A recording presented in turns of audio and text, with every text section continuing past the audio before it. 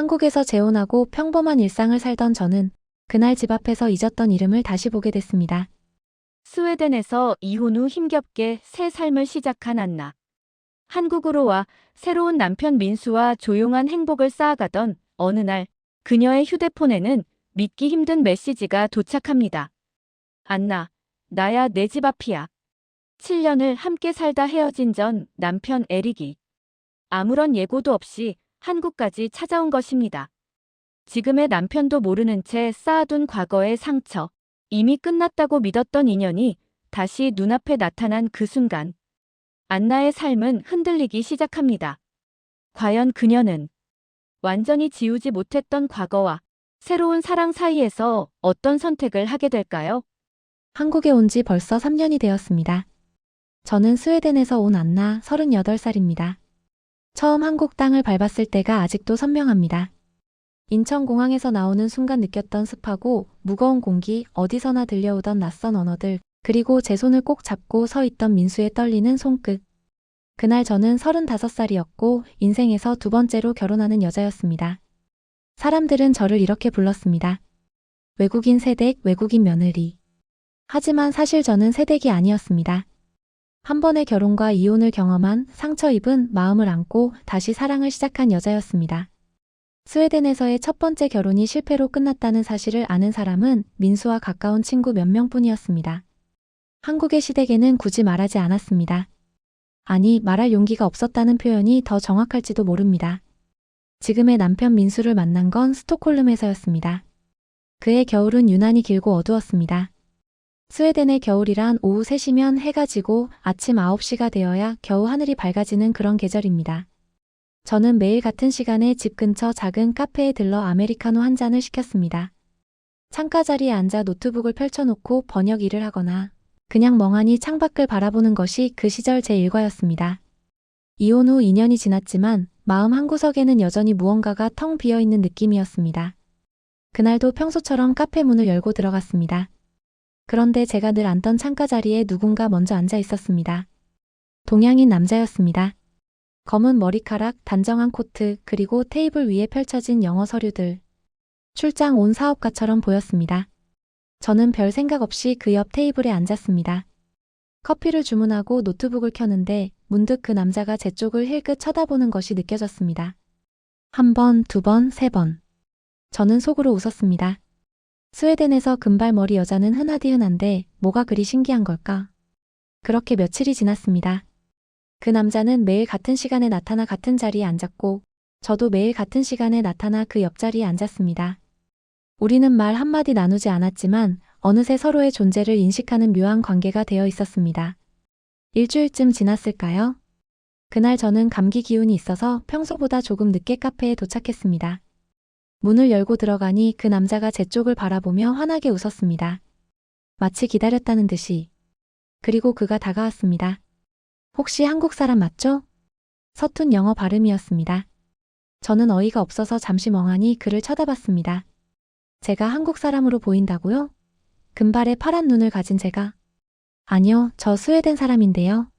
제가 영어로 대답하자 그의 얼굴이 새빨개졌습니다. 그 표정이 어찌나 진지하고 또 당황스러워 보이던지 저는 그만 웃음이 터지고 말았습니다. 왜 한국 사람이라고 생각하셨어요? 아, 그게 죄송합니다. 제가 한국에서 왔는데 여기서 한국 사람을 만나면 반가울 것 같아서. 근데 분위기가 왠지 한국 사람 같아 보여서요. 죄송합니다, 정말. 그는 연신 고개를 숙이며 사과했습니다. 분위기가 한국 사람 같다니 도대체 그게 무슨 말인지. 하지만 그 어색하고 순수한 모습이 이상하게 마음에 들었습니다. 괜찮아요. 저도 한국에 관심 있어요. 여기 앉으실래요? 그렇게 시작된 대화는 2시간 넘게 이어졌습니다. 그의 이름은 민수 항공 관련 회사의 엔지니어로 스톡홀름에 3개월간 파견 근무를 왔다고 했습니다. 서툰 영어였지만 그의 말 한마디 한마디에는 진심이 담겨 있었습니다. 저도 모르게 제 이야기를 하고 있었습니다. 번역 일을 한다는 것, 스톡홀름 외곽에 혼자 산다는 것, 그리고 겨울이 너무 길어서 우울하다는 것까지. 그럼 한국에 오세요. 한국은 겨울이 짧아요. 봄이 정말 예뻐요. 그가 웃으며 말했습니다. 농담처럼 들렸지만 그의 눈은 진지했습니다. 그날 이후로 우리는 매일 만났습니다. 카페에서, 공원에서, 작은 식당에서. 그의 파견 기간이 끝나갈 무렵 저는 깨달았습니다. 이 사람을 보내고 싶지 않다는 것을. 민수 씨, 저 사실 이혼한 적 있어요. 저는 그에게 모든 것을 털어놓았습니다. 전 남편 에릭과의 7년간의 결혼 생활, 끝없는 다툼과 냉랭한 침묵들, 그리고 결국 서명하게 된 이혼 서류. 이혼한 지는 4년이 지났고 법적으로도 현실적으로도 우리는 완전히 남남이 되었습니다.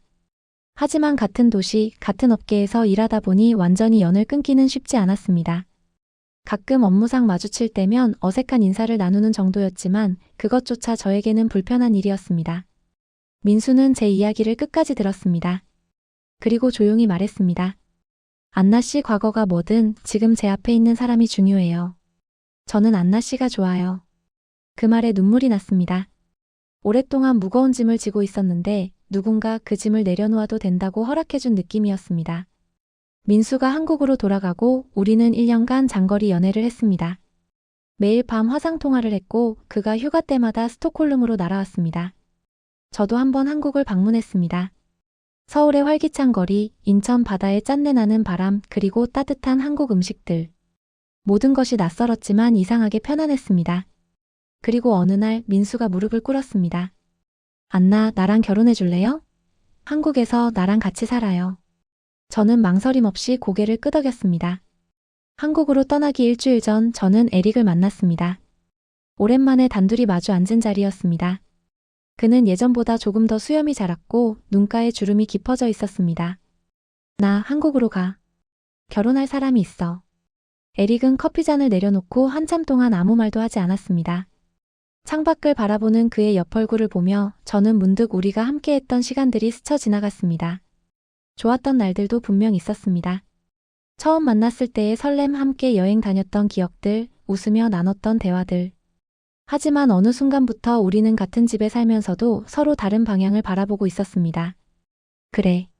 마침내 그가 입을 열었습니다. 네가 행복하면 됐어. 그 말이 정말 진심이라고 생각했습니다. 그래서 한국에서의 새 삶은 깨끗한 새 출발이라고 믿고 싶었습니다. 과거의 상처와 미련을 모두 스톡홀름에 두고 완전히 새로운 사람으로 다시 태어나는 거라고. 하지만 삶은 그렇게 단순하지 않았습니다. 과거란 지우려고 해서 지워지는 게 아니었으니까요. 재혼 후 민수와 저는 인천 변두리의 작은 아파트에서 조용한 일상을 꾸려가고 있었습니다. 28평짜리 아파트였습니다. 스웨덴 기준으로 보면 작은 편이었지만 두 사람이 살기에는 충분했습니다. 거실 창문으로는 멀리 바다가 보였고 날씨 좋은 날에는 인천대교의 불빛이 반짝이는 것을 볼 수 있었습니다. 민수는 그 풍경을 보여주며 말했습니다. 서울보다는 조용하지만 여기가 더 좋아. 안나한테 바다 보여주고 싶었어. 시아버지는 민수가 대학생이던 시절 일찍 돌아가셨고 시어머니는 충청도 시골 마을에서 혼자 지내고 계셨습니다. 처음 인사드리러 갔을 때 시어머니는 저를 보자마자 두 손을 꼭 잡으셨습니다. 어머, 진짜 인형 같네. 우리 민수가 복도 많지. 시어머니는 외국인 며느리에 대한 거부감 같은 건 전혀 없으셨습니다. 오히려 제가 한국어를 조금씩 배우는 것을 기특해 하셨고 서툰 발음으로 어머니라고 부를 때마다 눈시울을 붉히셨습니다. 다만 저의 과거에 대해서는 아무것도 모르셨습니다. 민수와 저는 암묵적으로 그 이야기를 꺼내지 않기로 했습니다. 굳이 알릴 필요가 없다고 생각했으니까요. 민수는 인천 송도에 있는 항공 부품 회사에서 엔지니어로 일했습니다. 아침 7시에 출근해서 저녁 7시쯤 퇴근하는 한국의 전형적인 직장인이었습니다. 가끔은 야근도 했고 출장도 잦았습니다. 스웨덴에서의 삶과는 완전히 다른 리듬이었지만 저는 천천히 적응해 나갔습니다. 저는 온라인으로 스웨덴어 과외를 했습니다. 주로 한국에서 스웨덴 유학을 준비하는 학생들이나 스웨덴 회사와 거래하는 비즈니스맨들이 제 수업을 들었습니다. 시차 덕분에 한국 시간으로 오전에 수업을 몰아서 하고 오후에는 집안일을 하거나 한국어 공부를 했습니다. 바쁘지는 않았지만 나름대로 충실한 하루였습니다. 그렇게 평온한 일상이 흘러가고 있었습니다. 문제는 어느 날 택배 상자 하나에서 시작됐습니다. 그날은 민수가 평소보다 일찍 퇴근한 날이었습니다. 현관문이 열리는 소리에 마중을 나갔더니 민수가 손에 상자 하나를 들고 서 있었습니다. 안나, 이거 경비실에 있던 건데. 스웨덴에서 온 것 같아. 상자를 건네받는 순간 심장이 철렁 내려앉았습니다. 상자 한쪽에 적힌 발신인 이름이 눈에 들어왔기 때문입니다. From 에릭 LINDQVIST. 그 익숙한 필체. 수백 번은 봤던 그 글씨. 누가 보냈어? 가족? 민수가 아무렇지 않게 물었습니다. 저는 애써 평정심을 유지하며 대답했습니다. 아, 응, 스웨덴 친구야. 예전에 같이 일했던. 거짓말이었습니다. 하지만 그 순간 진실을 말할 용기가 나지 않았습니다. 민수가 샤워하러 간 사이 저는 떨리는 손으로 상자를 열었습니다. 안에는 스웨덴 과자들이 들어 있었습니다. 제가 좋아하던 귀리 쿠키, 감초 사탕, 그리고 린트 다크 초콜릿. 전부 에릭이 아는 제 취향이었습니다. 우리가 결혼해서 함께 살 때 주말마다 그가 사다 주던 것들. 상자 바닥에는 작은 메모가 들어 있었습니다. 안나, 한국에 잘 도착했지? 거기 음식이 잘 맞을지 몰라서 내가 좋아하던 것들 조금 보냈어. 너무 무리하지 말고 건강 챙겨. 에릭. 손이 떨렸습니다. 단순한 안부 인사처럼 보였지만 그 짧은 문장들 사이로 많은 것들이 느껴졌습니다. 걱정, 미련, 그리고 아직 끝나지 않은 무언가. 뭐야, 과자네. 스웨덴 과자. 어느새 샤워를 마친 민수가 다가와 상자 안을 들여다보았습니다. 저는 황급히 메모를 주머니에 넣었습니다. 응, 그냥 옛날 동료가 보내줬어. 한국 가면 이런 거 못 먹을 거라고. 아, 그래? 친절하네. 민수는 초콜릿 하나를 집어들며 웃었습니다. 하지만 그가 상자에 적힌 발신인 이름을 확인하는 것을 저는 놓치지 않았습니다. 에릭. 그 이름을 본 순간 민수의 표정이 미세하게 굳어졌습니다. 에릭? 이 이름 혹시 예전에 말했던 그 사람이야? 민수는 제가 이혼했다는 사실을 알고 있었습니다. 전 남편 이름이 에릭이라는 것도. 하지만 그 이상의 자세한 이야기는 나눈 적이 없었습니다. 저는 과거를 묻어두고 싶었고 민수도 굳이 캐묻지 않았습니다. 응, 맞아. 더 이상 숨길 수가 없었습니다. 민수는 잠시 침묵했습니다. 그리고 애써 웃으며 말했습니다.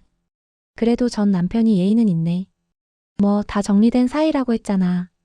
괜찮아, 안나. 그의 말은 다정했습니다. 하지만 그 눈 속에는 알 수 없는 불편함이 스쳐 지나갔습니다. 질투인지 불안인지 아니면 그 둘 다인지. 저는 그 감정을 읽을 수 있었습니다. 왜냐하면 저 역시 같은 감정을 느끼고 있었으니까요. 그날 밤 저는 잠을 쉽게 이루지 못했습니다. 옆에서 잠든 민수의 고른 숨소리를 들으며 저는 천장을 바라보았습니다. 에릭의 메모가 자꾸 떠올랐습니다. 왜 그가 갑자기 택배를 보낸 걸까? 4년 전에 이혼하고 2년 전에 헤어지면서 분명히 모든 것을 정리했는데 저는 새 삶을 시작했고 그도 그렇게 하기로 했는데 머릿속이 복잡했습니다. 에릭에 대한 감정이 남아있는 건 아니었습니다. 그건 확실했습니다. 하지만 그의 연락이 불편한 것은 사실이었습니다. 마치 완전히 닫았다고 생각한 문이 살짝 열려 있는 것 같은 느낌. 찬바람이 새어 들어오는 것 같은 불안함. 며칠 동안 고민한 끝에 저는 에릭에게 이메일을 보내기로 했습니다. 민수가 출근한 뒤 노트북을 열고 오랫동안 화면을 바라보았습니다. 뭐라고 써야 할지 몰랐습니다. 너무 차갑게 쓰면 배은망덕해 보일 것 같고 너무 부드럽게 쓰면 오해를 살 것 같았습니다. 몇 번이나 쓰고 지우기를 반복한 끝에 결국 짧게 정리했습니다. 에릭, 택배 고마워. 오랜만에 스웨덴 과자 먹으니까 반가웠어. 하지만 이제 이런 선물은 보내지 않았으면 좋겠어. 나 여기서 새 인생 시작했어. 남편도 있고 새로운 가족도 생겼어. 우리 사이는 이미 오래전에 끝났잖아. 부디 이해해줘. 안나. 보내기 버튼을 누르는 손가락이 떨렸습니다. 하지만 이건 해야 할 일이었습니다. 과거와의 연결고리를 확실하게 끊어야 했습니다. 민수를 위해서도 저 자신을 위해서도. 답장은 그날 밤에 왔습니다. 안나, 알겠어. 미안해, 불편하게 해서. 그냥 내가 잘 지내는지 궁금했어. 이게 마지막이야. 네가 행복하다면 나도 그걸로 충분해. 에릭. 그 메일을 읽고 나서 저는 한참 동안 화면을 바라보았습니다. 담담한 문장이었지만 그 안에 담긴 감정이 느껴졌습니다. 체념, 아쉬움, 그리고 어쩌면 아직 남아있는 미련. 하지만 저는 답장하지 않았습니다. 이 대화는 여기서 끝나야 했습니다. 그렇게 끝나는 줄 알았습니다. 정말 그랬어야 했습니다. 그 뒤로 몇 주가 지났습니다. 에릭에게서 더 이상 연락은 오지 않았고 저도 그를 의식적으로 잊으려고 노력했습니다. 민수에게도 택배건은 다시 꺼내지 않았습니다. 그냥 지나간 일로 묻어두고 싶었습니다. 하지만 완전히 잊을 수는 없었습니다. 가끔 밤에 잠이 깨면 문득 에릭의 마지막 메일이 떠올랐습니다. 네가 행복하다면 나도 그걸로 충분해. 그 말이 진심이었을까요? 아니면 그냥 체면치레였을까요? 저는 행복했습니다. 민수와의 생활은 평온했고 한국에서의 삶도 점점 익숙해지고 있었습니다. 하지만 마음 한구석에는 작은 불안이 자리 잡고 있었습니다. 마치 잔잔한 호수 밑에 가라앉아 있는 돌멩이처럼 평소에는 보이지 않지만 분명히 거기 있는 무게. 그리고 그 불안은 결국 현실이 되었습니다. 전혀 예상하지 못한 방식으로 전혀 예상하지 못한 순간에. 그날은 유난히 평화로운 하루였습니다. 오전에 스웨덴어 수업 3개를 연달아 마치고 점심으로 간단히 김치볶음밥을 해 먹었습니다. 한국에 온 지 3년, 이제는 한국 음식을 직접 만들 수 있을 정도로 실력이 늘었습니다. 처음에는 고추장과 된장의 차이도 몰랐는데 지금은 제법 그럴듯한 찌개도 끓일 수 있었습니다. 민수는 제가 만든 한국 음식을 먹을 때마다 스웨덴 사람이 만든 건지 모르겠다며 웃었습니다. 오후에는 거실 창가에 앉아 한국어 교재를 펼쳐놓고 공부를 했습니다. 중급 문법이 어려웠지만 포기하고 싶지 않았습니다. 언젠가는 시어머니와 통역 없이 긴 대화를 나누고 싶었고 민수의 친구들 앞에서도 자연스럽게 한국어로 이야기하고 싶었습니다. 창밖으로는 늦은 오후의 햇살이 아파트 단지를 비추고 있었습니다. 놀이터에서 뛰어노는 아이들, 벤치에 앉아 수다를 떠는 어르신들, 강아지를 산책시키는 젊은 부부.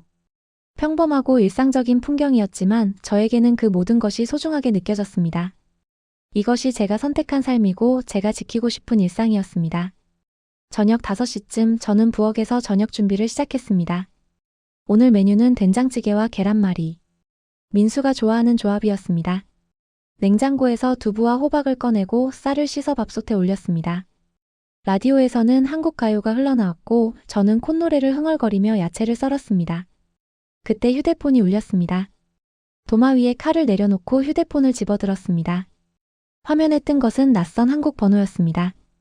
스팸 전화인가 싶어 무시하려다가 문자 메시지 알림이 뜬 것을 보았습니다. 메시지를 열어보는 순간 심장이 멈추는 것 같았습니다. 안나, 나야. 에릭. 한국 번호 새로 샀어. 지금 내 집 앞이야. 잠깐 나올 수 있어? 손에서 휴대폰이 미끄러질 뻔했습니다. 몇 번이나 메시지를 다시 읽었습니다. 에릭. 집 앞. 한국. 설마 정말 한국에 온 거야? 믿을 수가 없었습니다. 분명히 몇 주 전에 이게 마지막이야 라고 했잖아요. 더 이상 연락하지 않겠다고 했잖아요. 그런데 왜 갑자기 한국까지 온 거죠? 저는 잠시 그 자리에 서서 어떻게 해야 할지 고민했습니다. 무시할까? 나가지 않을까?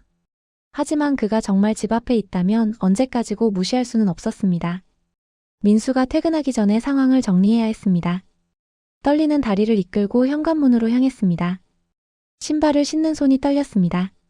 문을 열기 전에 깊은 숨을 한번 쉬었습니다. 아파트 복도를 지나 엘리베이터를 타고 1층으로 내려갔습니다. 로비를 지나 정문을 나서는 동안 심장이 귀까지 울리는 것 같았습니다. 대체 무슨 말을 해야 하지?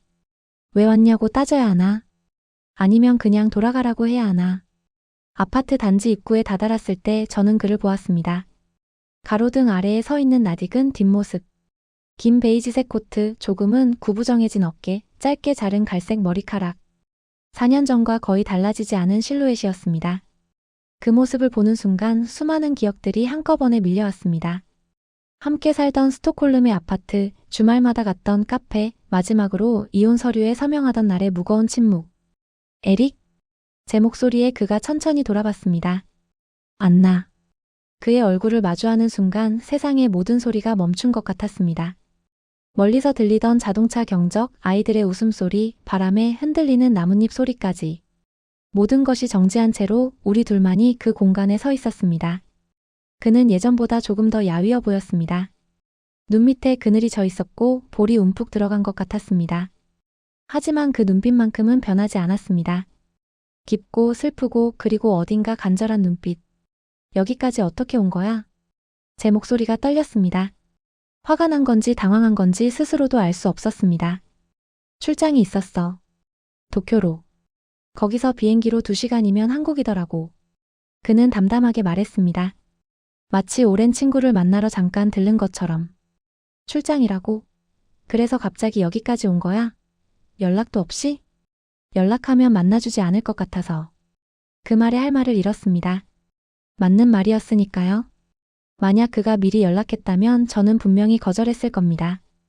오지 말라고 만날 이유가 없다고. 에릭, 나 지금 남편이랑 살고 있어. 알잖아. 왜 이러는 거야? 알아. 알고 있어. 그냥 한 번만 보고 싶었어. 내 얼굴을. 그의 목소리가 낮게 떨렸습니다. 그 순간 저도 모르게 마음이 흔들렸습니다. 미움이나 분노가 아니라 연민 같은 감정이 스쳐 지나갔습니다. 이 사람도 힘들었구나. 우리의 이별이 나에게만 상처였던 게 아니구나. 하지만 그 감정을 드러낼 수는 없었습니다. 에릭, 이건 잘못된 거야. 너도 알잖아. 우리는 이미 끝난 사이야. 4년이나 지났어. 알아. 그래서 왔어. 제대로 끝내려고. 그가 한 발짝 다가왔습니다. 안나, 솔직히 말할게. 나 아직도 너 못 잊었어. 이혼하고 나서도 내가 한국 간다고 했을 때도 계속 내 생각만 했어. 하지만 이제는 정리하고 싶어. 직접 만나서 내 눈을 보고 말해야 할 것 같아서 왔어. 그 순간 뒤에서 누군가 제 이름을 불렀습니다. 안나. 심장이 쿵하고 내려앉았습니다. 너무나 익숙한 목소리. 민수였습니다. 뒤를 돌아보니 민수가 아파트 입구 쪽에서 걸어오고 있었습니다. 평소보다 일찍 퇴근한 모양이었습니다. 그의 시선이 제 앞에 서 있는 낯선 남자에게 고정되어 있었습니다. 안나, 이 사람 누구야? 민수의 목소리는 평온했지만 그 안에 긴장이 묻어 있었습니다. 저는 두 남자 사이에 서서 어떻게 해야 할지 몰랐습니다. 머릿속이 하얘졌습니다. 에릭이 먼저 입을 열었습니다. 안녕하세요. 서툰 영어 억양이 섞인 한국어였습니다. 아마 비행기에서 급하게 배운 모양이었습니다. 저는 에릭입니다. 안나의 전 남편입니다. 공기가 얼어붙었습니다. 민수의 표정이 순간 굳어졌습니다. 눈빛이 차갑게 변했습니다. 하지만 그는 감정을 억누르며 천천히 다가왔습니다. 아, 그렇군요. 말씀은 들었습니다. 민수의 목소리는 여전히 차분했지만 그 안에 담긴 감정을 저는 읽을 수 있었습니다. 불쾌함, 경계심, 그리고 자신의 아내 앞에 나타난 전 남편에 대한 본능적인 질투. 세 사람이 아파트 단지 입구에 서 있었습니다. 저는 민수와 에릭 사이에서 숨을 쉴 수가 없었습니다. 두 남자의 시선이 공중에서 부딪혔습니다. 말없는 대치. 무거운 침묵.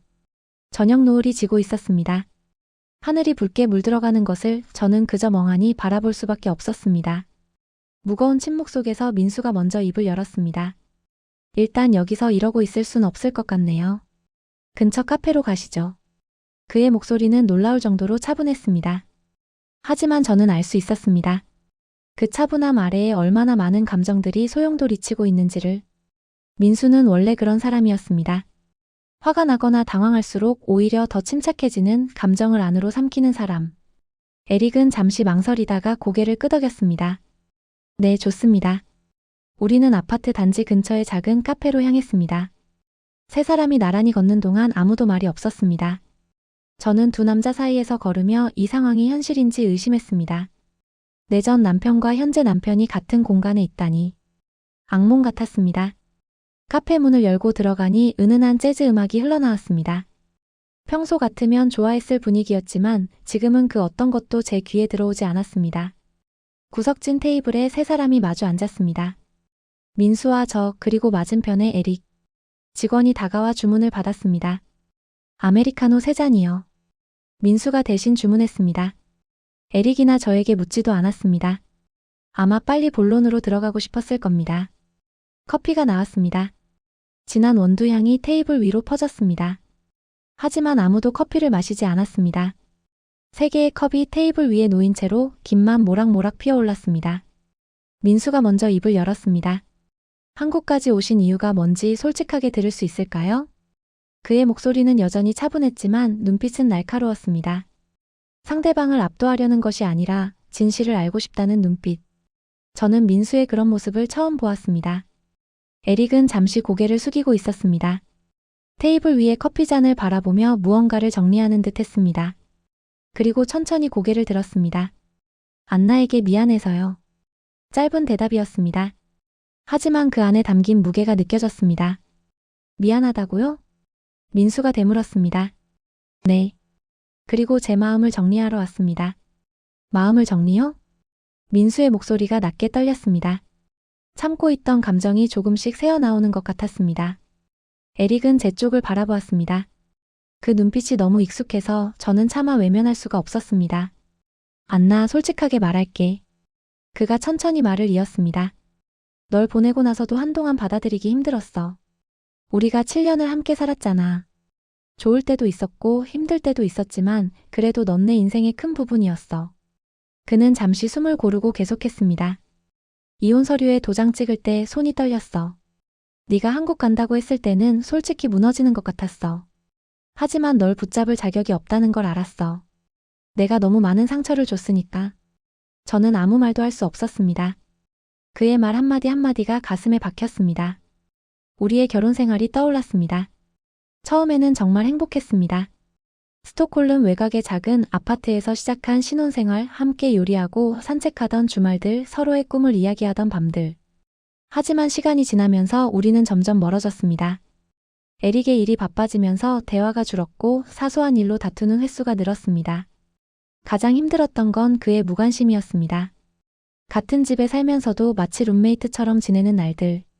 저는 외로웠고 그는 그 외로움을 알아채지 못했습니다. 그래서 바보같이 자꾸 내게 뭔가를 보내고 메일을 썼지. 에릭이 말을 이었습니다. 택배를 보내면서 스스로 합리화했어. 그냥 안부를 묻는 거라고. 옛 친구에게 선물을 보내는 것뿐이라고. 하지만 사실은 연결고리를 놓고 싶지 않았던 거야. 그는 쓴웃음을 지었습니다. 네가 한국에서 재혼했다는 걸 알고도 난 여전히 언젠가 돌아올지도 모른다고 생각했어. 네가 한국 생활에 적응 못하면 다시 스웨덴으로 돌아올 거라고. 그때 내가 곁에 있어주면 된다고. 그 말에 민수의 얼굴이 굳어졌습니다. 주먹을 쥔 그의 손등에 힘줄이 도드라졌습니다. 그게 얼마나 이기적인 생각인지 이제야 알겠어. 에릭은 고개를 숙였습니다. 미안해, 안나. 정말 미안해. 내 새 출발을 방해할 생각은 없었어. 하지만 결과적으로 그렇게 됐지. 카페 안에 무거운 침묵이 흘렀습니다. 창밖으로 어둠이 내리고 있었습니다. 가로등이 하나둘 켜지기 시작했습니다. 민수는 말없이 에릭을 바라보고 있었습니다. 그 눈빛을 읽을 수가 없었습니다. 분노인지 연민인지 아니면 그 둘 다인지. 에릭이 다시 입을 열었습니다. 그래서 한국에 왔습니다. 도쿄 출장을 일부러 여기로 연장했어요. 겸사겸사라고 스스로를 속였지만 사실은 안나를 만나고 싶었어요. 그는 저를 똑바로 바라보며 말했습니다. 내 얼굴을 마지막으로 한 번만 보고 직접 말하고 싶었어. 이제 정말로 놓아주겠다고. 더 이상 미련을 갖지 않겠다고. 제 눈에 눈물이 고이기 시작했습니다. 흘러내리지 않으려고 애썼지만 쉽지 않았습니다. 에릭은 계속 말했습니다. 내 탓 아니야, 안나. 절대로. 넌 나랑 살 때도 최선을 다했어. 집안일도 내 일도 챙기면서 자기 일까지. 문제는 늘 내 쪽에 있었어. 그의 목소리가 떨렸습니다. 내가 널 당연하게 여겼어. 네가 항상 거기 있을 거라고 생각했어. 네가 얼마나 외로워하는지, 얼마나 힘들어하는지 보지 못했어. 아니, 보고도 모른 척했는지도 몰라. 그는 잠시 말을 멈추고 깊은 숨을 내쉬었습니다. 너를 불안하게 만들고 내가 변하지 못해서 결국 이렇게 됐어. 그래서 이제 더 이상 널 붙잡지 않을게. 여기서 괜히 문제 만들고 싶지도 않아. 민수가 조용히 물었습니다. 그럼 앞으로 다시 관계를 만들 생각은 전혀 없다는 말씀이시죠? 그의 목소리는 차분했지만 그 안에 담긴 의미는 분명했습니다. 확인하고 싶었던 겁니다. 이 남자가 정말로 물러설 생각인지. 에릭은 단호하게 고개를 저었습니다. 아니요. 저는 안나의 과거일 뿐입니다. 그걸 인정하러 왔습니다. 카페 안의 시간이 느리게 흘렀습니다. 재즈 음악이 계속 흘러나왔고 다른 테이블의 손님들은 자기들만의 대화에 빠져 있었습니다. 하지만 우리 테이블만큼은 다른 세계에 있는 것 같았습니다. 제 마음속에서는 수많은 기억들이 빠르게 스쳐 지나갔습니다. 에릭과 처음 만났던 대학 시절, 프로포즈 받던 날의 기쁨, 결혼식에서 교환한 서약, 그리고 점점 멀어져 가던 날들. 마지막으로 이혼 서류에 서명하던 순간 펜을 잡은 손이 얼마나 떨렸는지. 그리고 한국에서 민수를 처음 만났을 때가 떠올랐습니다. 스톡홀름의 그 작은 카페에서 서툰 영어로 말을 걸던 그의 모습. 따뜻하고 진지한 눈빛. 네가 행복하면 돼가 아니라 내가 널 행복하게 해줄게라고 말해주던 사람. 갑자기 민수가 제 손을 잡았습니다.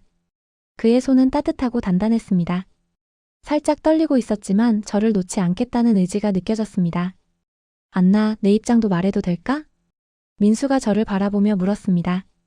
저는 고개를 끄덕였습니다. 그는 에릭을 똑바로 바라보며 말했습니다. 솔직히 말씀드리면 그동안 전 남편 얘기를 들을 때마다 불편했습니다. 택배가 왔을 때도, 안나가 메일을 보냈다고 했을 때도, 질투도 났고 불안하기도 했습니다. 민수의 목소리는 담담했지만 진심이 담겨 있었습니다. 하지만 오늘 이야기를 듣고 나니까 조금 이해가 됩니다. 사람이 사람을 좋아했던 마음을 쉽게 지울 수 없다는 거. 그건 저도 알아요.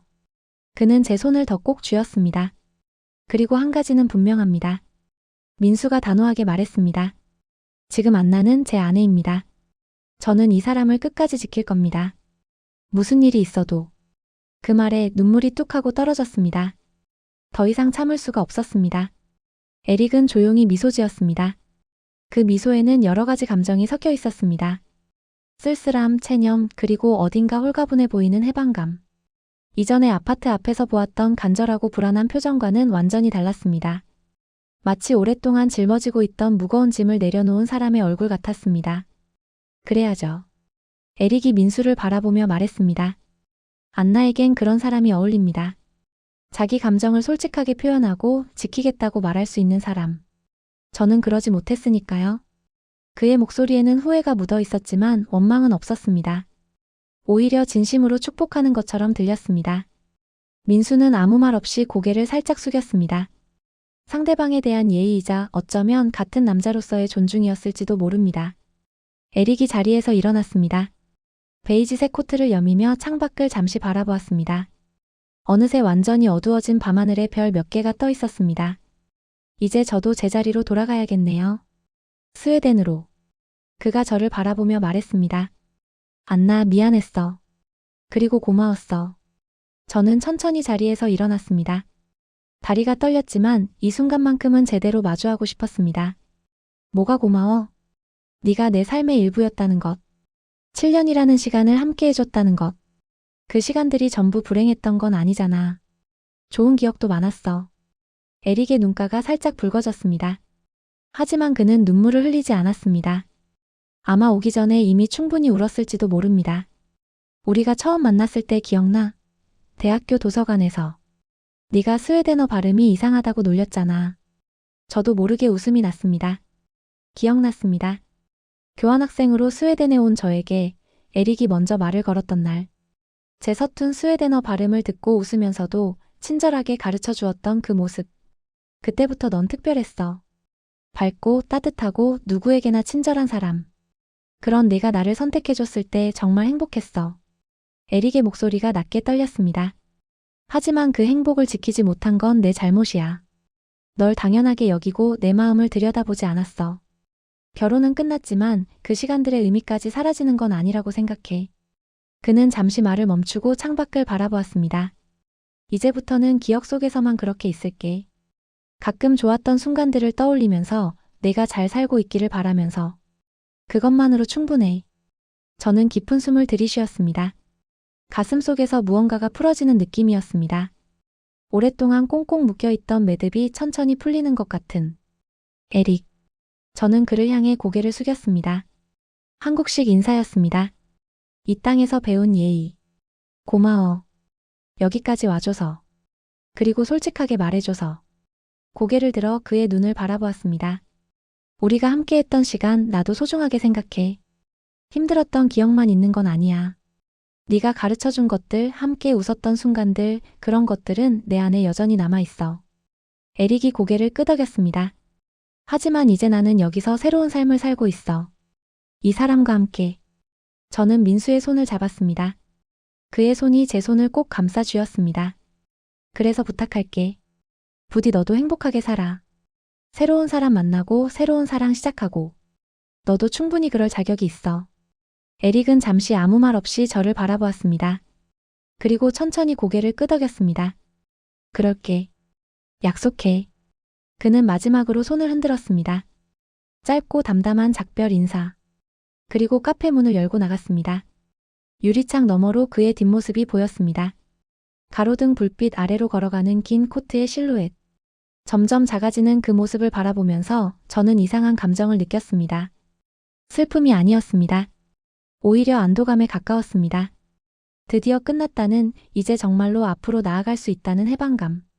민수가 조용히 물었습니다. 괜찮아? 저는 고개를 끄덕였습니다. 응. 괜찮아. 아니, 괜찮을 거야. 우리는 카페를 나와 집으로 향했습니다. 밤 공기가 차가웠지만 민수의 손을 잡고 걸으니 춥지 않았습니다. 아파트 단지로 들어서는 길, 민수가 조용히 물었습니다. 무서웠지? 저는 솔직하게 대답했습니다. 응, 많이. 혹시 내가 흔들릴까봐. 혹시 내 마음 어딘가에 아직 에릭에 대한 감정이 남아있으면 어쩌나. 그리고 저는 잠시 말을 멈추었다가 이어갔습니다. 혹시 당신이 나를 오해할까봐. 내가 당신을 선택한 게 정말인지 의심할까봐. 그게 제일 무서웠어. 민수는 걸음을 멈추었습니다. 그리고 제 어깨를 잡고 자신을 향해 돌려세웠습니다. 안나. 그의 눈이 가로등 불빛 아래에서 빛났습니다.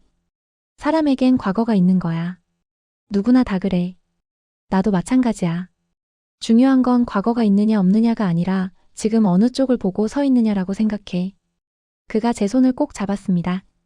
너는 지금 나랑 같은 방향을 보고 있잖아.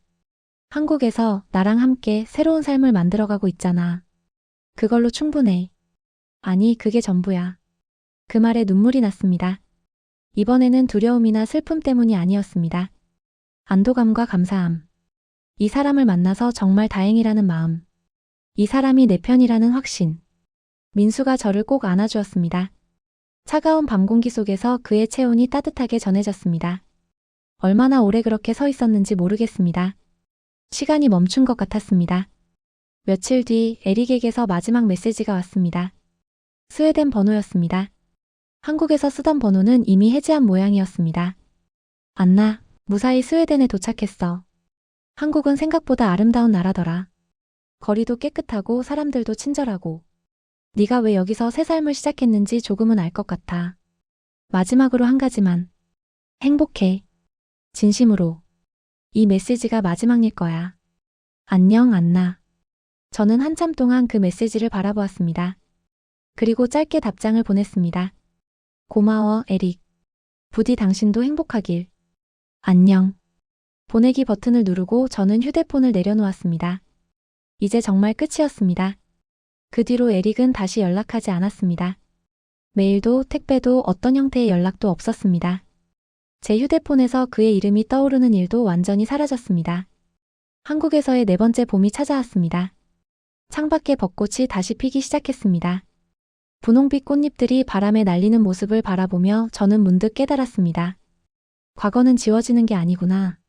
정리되는 거구나. 에릭과의 7년은 제 인생에서 사라지지 않습니다. 그 시간들은 여전히 제 안에 있고 저를 만든 일부입니다. 하지만 이제 그 기억들은 더 이상 저를 붙잡지 않습니다. 아프게 하지도 흔들리게 하지도 않습니다. 그냥 지나간 시간으로 조용히 자리 잡고 있을 뿐. 그리고 그 과정을 함께 버텨준 사람이 옆에 있다는 건 생각보다 훨씬 큰 기적이라는 것도 알게 되었습니다. 민수가 거실로 들어오며 물었습니다. 뭐 봐? 벚꽃? 응. 예쁘다. 이번 주말에 꽃놀이 갈까? 영종도에 좋은 데 있대. 저는 고개를 돌려 그를 바라보았습니다.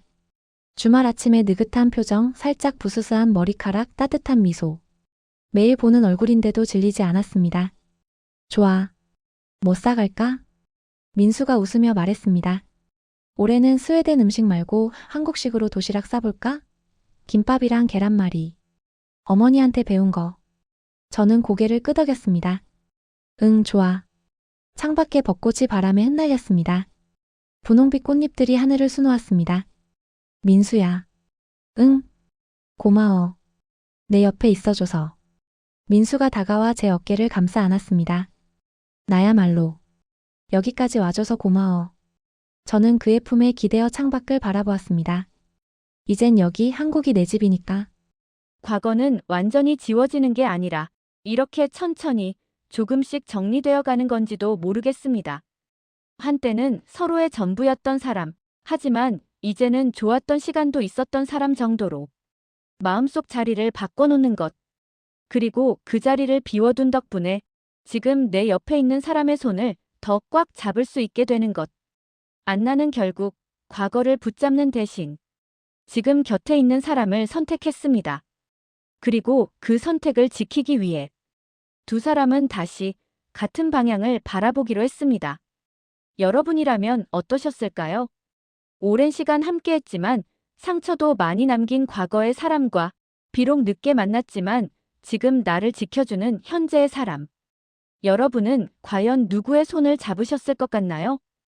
여기까지 이야기 들어주셔서 감사합니다. 영상이 마음에 드셨다면 구독과 좋아요, 알림 설정 잊지 마시고요. 여러분의 생각, 그리고 여러분에게도 잊히지 않는 이름이 있다면 댓글로 조용히 남겨주세요. 벚꽃감동 튜브는 여러분의 이야기를 항상 귀 기울여 듣고 있겠습니다.